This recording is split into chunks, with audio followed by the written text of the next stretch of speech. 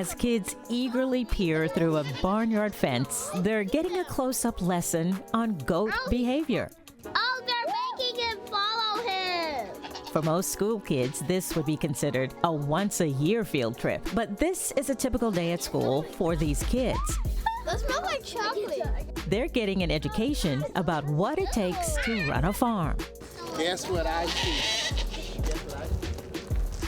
I see fruit growing. Leading this group of excited kids is Patrick Muhammad, affectionately known as the principal farmer. He is the head of schools at Chattahoochee Hills Charter School near Atlanta, Georgia. Muhammad likes to refer to the students here as his children. Children don't live in the rural space. They live in the inner city. And I can say they live in the suburban life. But bringing them here daily allows them to really get away from where they live. Looks like it's almost ready. Look, I see someone on the tree too. Listen, there's different species of peach trees. So this is a king peach. That may be a different kind. So they have to cross-pollinate. In Georgia, agriculture is an $86 billion industry. And so our students should be able to get a piece of that at some point if they find a career in agriculture. So we expose them to that. Spread across the 11-acre campus in remote wooded areas are individual buildings called pods. The pod buildings is because our theme is learning is in our nature. We want our children to get out, experience the atmosphere. This is the greatest classroom on earth called nature, right? Nothing's the same day to day. While nature and agriculture play a big part of the school day, students here also receive traditional lessons in math, science, social studies, art, and reading. Still, an essential part of the curriculum at this school is spending time outside. So allowing children to get out, stretch their arms, get some fresh air, allows them to be more attentive when they're back in the classroom. So we have our nature hikes. We ask our teachers to go outside at least twice a week and teach a whole lesson outside. And so it allows this relationship to become one with nature, to become one with your classmate.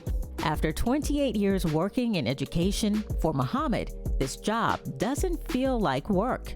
We're growing in the greenhouse, so we get a chance to really wow a child every day.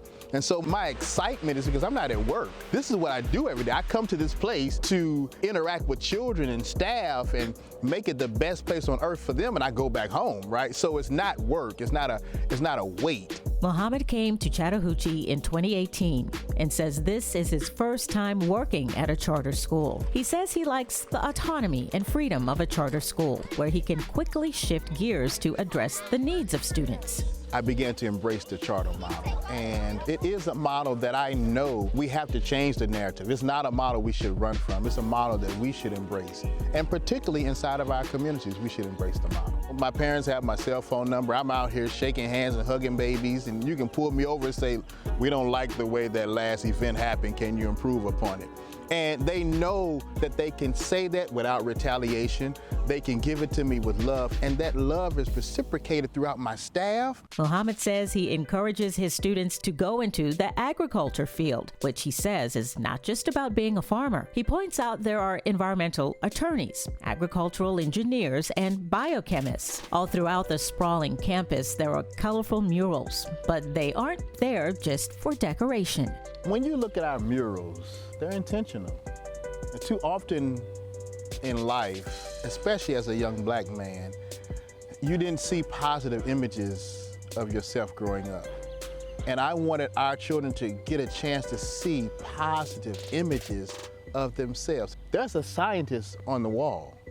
There's an architect. There's a farmer on the wall. So you have to go see yourself.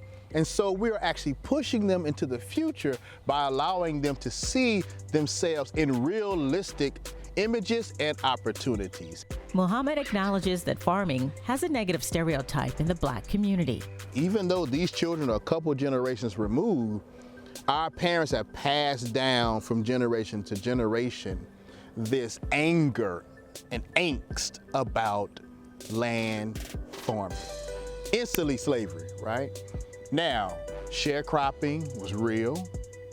The cotton fields was real. Muhammad says we must change that narrative and help these kids understand that Mother Earth will give back to you if you tend to her properly. And so at our school, when children see that inside of a seed is the past, present, and future, it's dormant.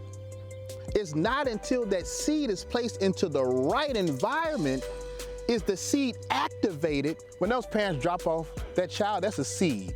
I got the past, present, and the future. Get out of that car. It's my responsibility to place that seed into the right environment. Our present job as teachers and staff is to shape them, to mold them, to give them the right nourishment, to give them right light, because they are the future.